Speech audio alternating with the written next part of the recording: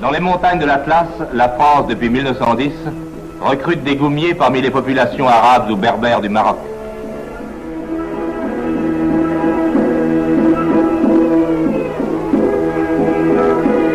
Leur entrée dans les goums, sanctionnée par la pose de leurs empreintes digitales sur les registres militaires, fait la joie et l'honneur de leur famille, restés, malgré la vie pastorale, passionnément attachés aux traditions guerrières ancestrales.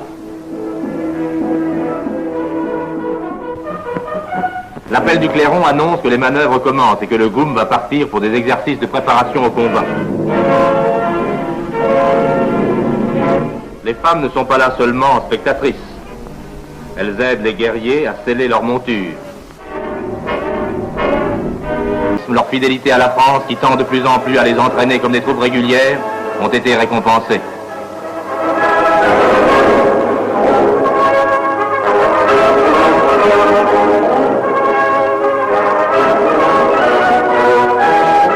J'ai parti dans l'armée, moi j'ai engagé mon volontaire.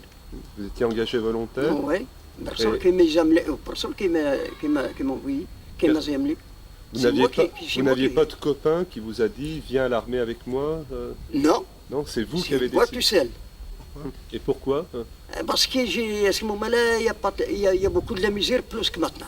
Beaucoup. On n'a pas travaillé, il n'y a rien. Alors, j'y vais aller pour demander la place pour travailler. Il m'a dit que non, il n'y a pas de droit pour travailler. Et l'armée, à cette époque, l'armée payait bien? Voilà, si tu veux la place, va à l'armée.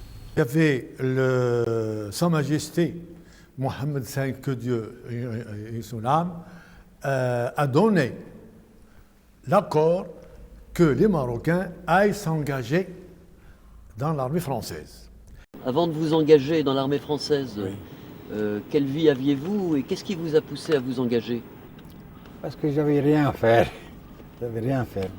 J'avais pas de métier, j'avais pas de quoi faire. Et je suis parti à l'armée française. J'ai perdu mes parents quand j'étais petit.